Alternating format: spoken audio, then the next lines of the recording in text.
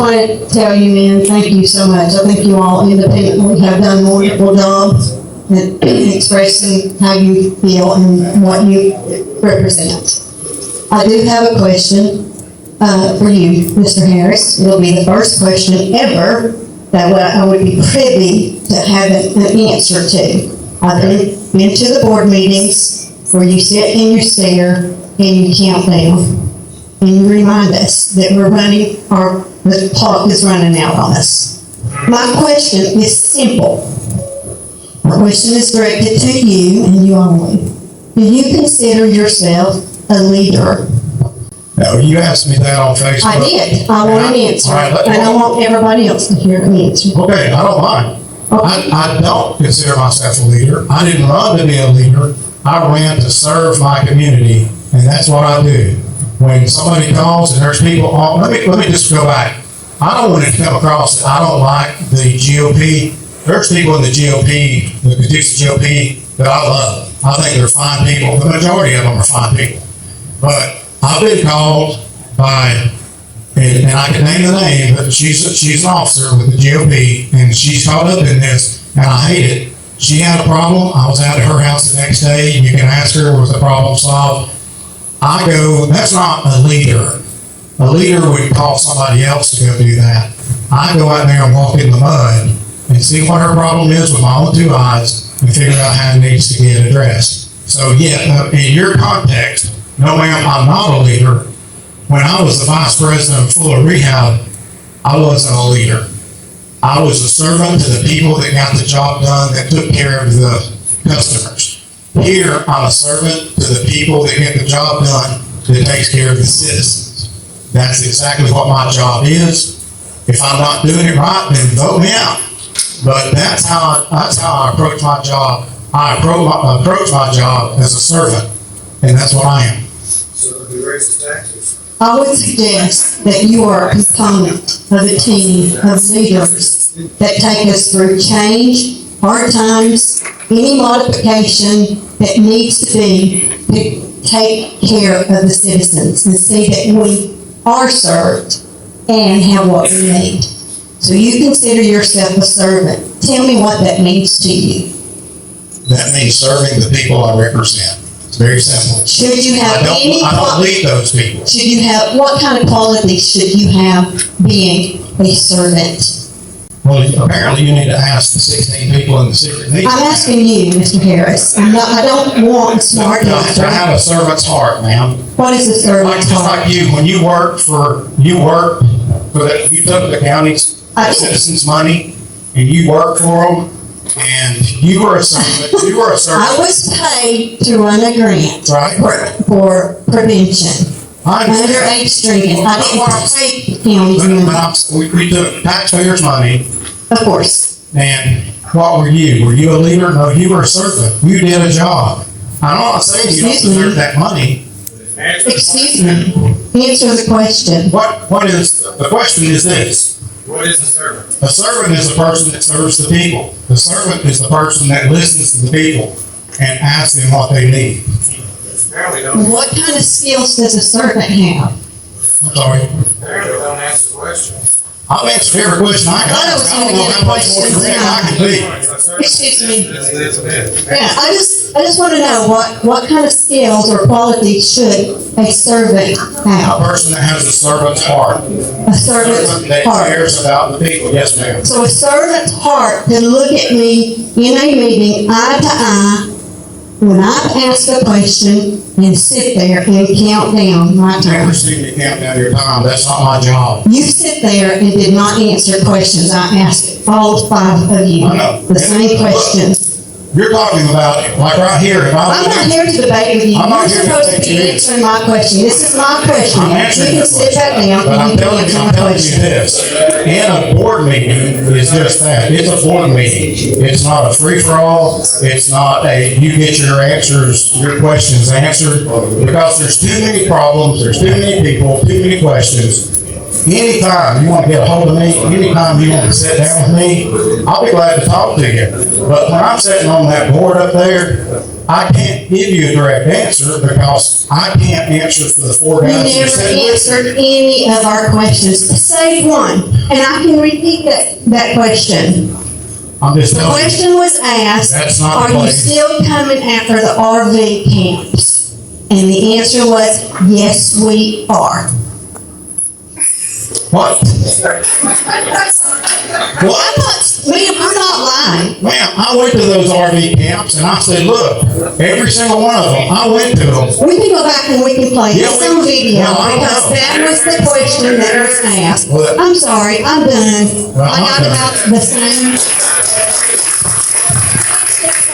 That's okay.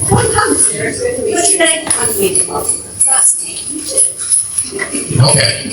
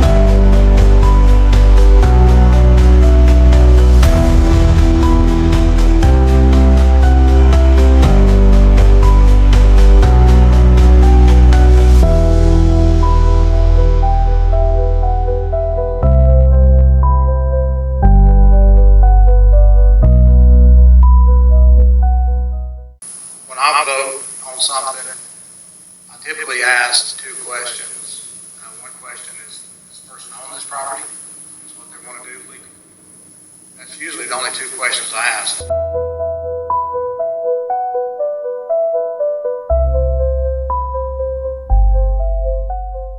I'm fine, how are you? I want to talk about the changes in the campground codes. I don't know how it's going to benefit the county for these changes, but I know it's going to hurt a lot of people out there who are nurses, lab techs, carpenters, linemen who are under contract, and the shortage of campground sites available right now is never been heard of. These people have nowhere else to go. And I question you, I've been told that they were going to be the campgrounds are existing, are they grandfathered? Or will this affect them also? If you have your veterans out there who have sold their homes to lower their costs because of their income, or living in these campers who are taking well care of them. The closest place I could after searching for 4 days to find a long-term camping was South Pittsburgh, Tennessee, on top of a mountain. To have to drive all the way back here to work. I don't know why my living in the campground for 9 months is causing the problem for this county. What am I doing to hurt you? How are you benefiting? I'm using my money that I'm earning for buy groceries, gas, and all this. Why do I not feel welcome here? I've served my country as a veteran. We have veterans out in this crowd who have worked hard to serve this country, but now you're telling me you don't want me here more than 90 days and I can't come back for 12 months? That's not American. We the people, it's not we the few, it's the we the people. And I want to be a part of the community, but I don't know why the council has brought this silliness to you without even getting any opinions for the citizens or letting us know this is coming before the board. That doesn't sound right. That doesn't sound like it's not right. And I hope you take in consideration all the lives you could affect if you go along with this so-called change in amendment of these campgrounds. We all have to be held accountable, just like if we live in a neighborhood. You want our neighbors to keep our homes, yards clean and picked up and stuff. Well, same thing with the campgrounds. I just want you to consider how it's affecting the citizens of C.L.U.C.K County, the good, hard-working people, when you say 90 days leave.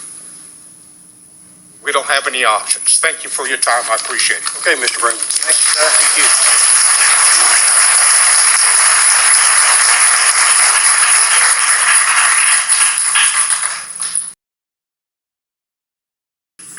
Chairman, before Mr. Cochran speaks, can I make a point?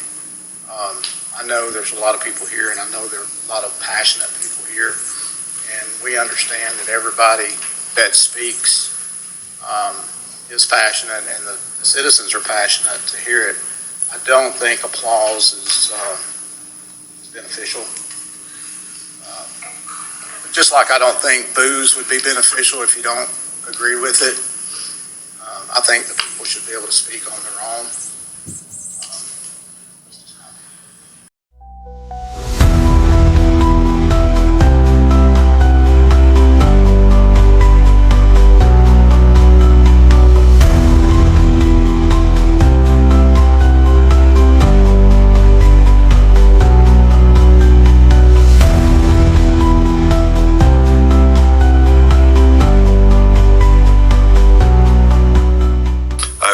The small audience that is watching tonight on the county website, because they will not use Facebook Live because too many people are watching, and I only wish they'd have watched tonight, because it was a disgrace how little citizens' words are listened to.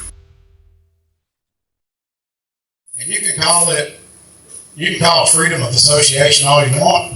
Have your Constitution says. Where does the Constitution say that? It doesn't say. It's not in the Constitution. It's a First Amendment, but it doesn't specifically say that. That's not the First Amendment. Yes, it is.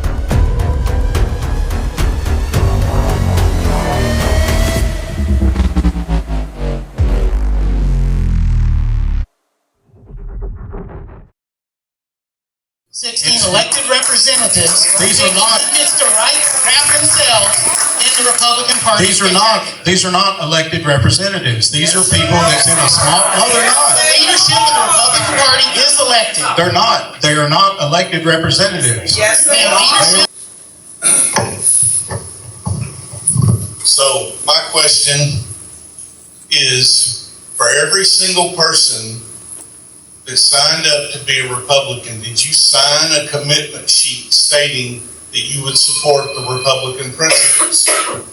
I think that's just a show of hands. All right.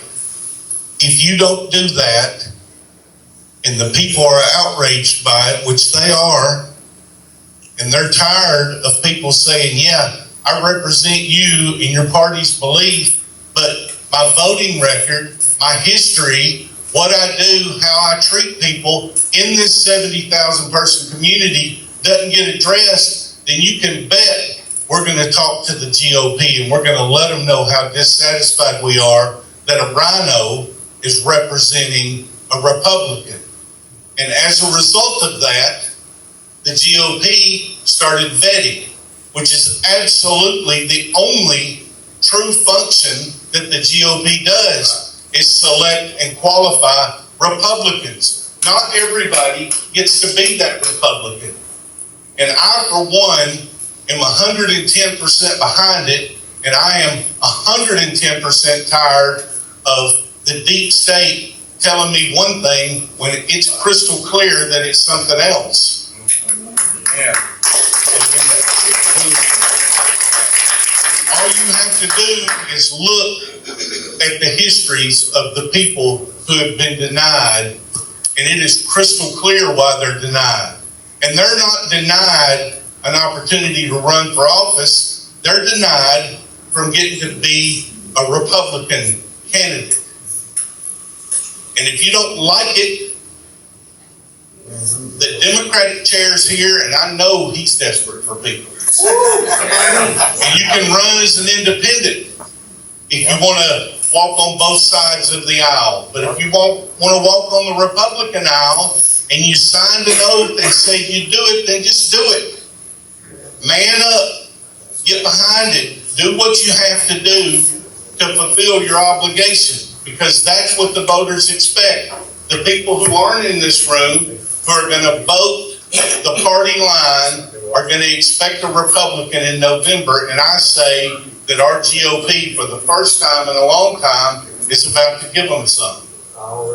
My question is to do with vetting, and my question is, how do people understand that vetting is used at all levels in the Republican Party here in Georgia? The people who appeared on your presidential preference ballot were voted on by a committee of 23 in the Republican Party. 23 people in the state Republican Party in Georgia voted on who was going to appear on the Republican Party ballot. 23. Not the millions of people in Georgia, but 23. Here in C.L.U.C.K County, there was a vetting process. There was a committee of 16, an executive committee, and then precinct chairs that voted. And if we don't have a problem with us doing this at the state level, if we don't have a problem with 23 people at the state level picking who our Republican candidates are, then why do we have a problem with 16 people who actually took the time to affiliate themselves with a party, determined they wanted to be part of that party, became involved in that party, and said, I swear fealty to the platform upon which this party stands? How are they not qualified to determine who actually embodies the principles set forth in the Georgia Republican Party platform? Who's better qualified? Is there anybody here who's better qualified to determine that? So I just asked. But, yeah, I'll tell you who's better qualified. The voters of C.L.U.C.K County are better qualified. But that's not. For those that don't know, I'm retired military, 20 years in the Air Force. That's not why I said that. That time was spent supporting and vetting the Constitution. Chief among that, in my belief, is the First Amendment. It's there for a reason. I've been a lot of places where that was not an option. And life isn't good there. That protects you, the citizen, from the government imposing against you. I don't like your shirt, that doesn't matter. Your First Amendment rights don't affect my opinion, it affects those from the government. The precedent that this is setting is this. If you want to fix the system in a democracy or a republic, do it from within. They don't want to do that. So the courts are dictating it, violating state law to do it, as far as I can tell, violating multiple precedents, including the state of Georgia, to do it. So if this is a dangerous precedent if it's allowed to go through. I don't think it will. I think if the court system up to this point has been any due diligence looking at case law, we wouldn't be having this conversation today. It would have been already figured out.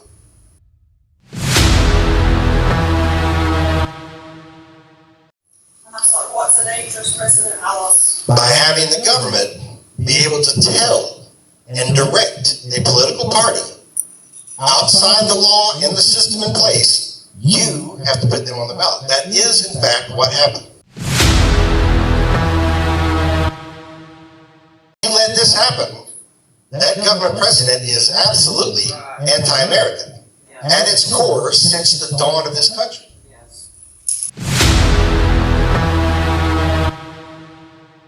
Now, if you don't like it for your own personal reasons, fine. I'm probably not changing your mind. But just understand the precedent that sets, that the government now can violate a private association's freedom of association and direct it to endorse a political candidate if they don't want to.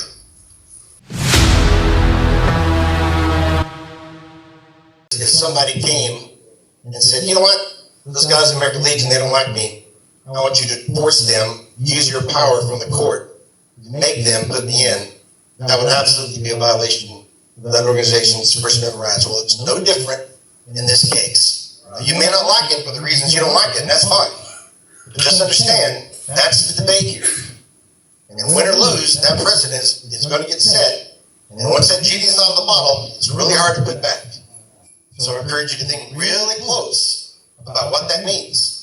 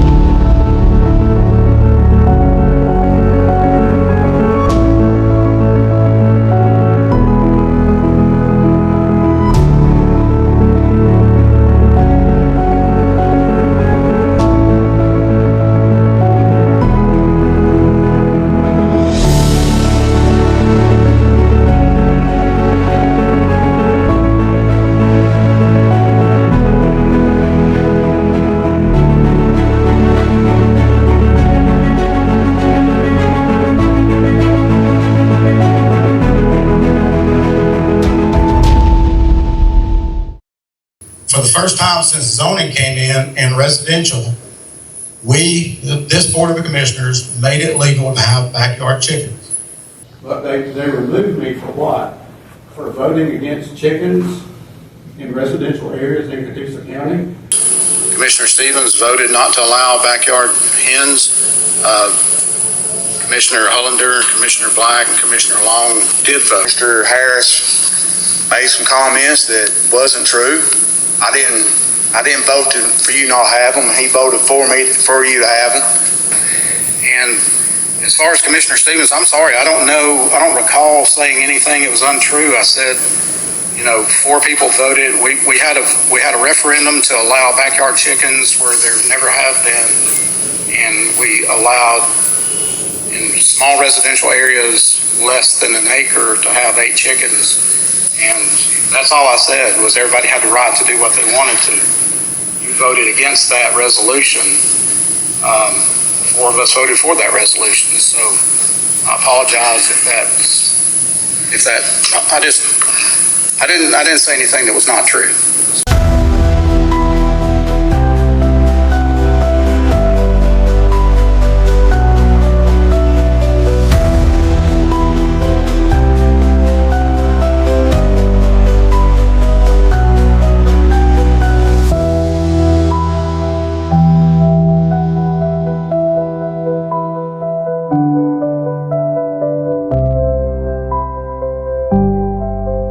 The citizens of C.L.U.C.K County, they deserve diligence and forthrightness from their elected officials.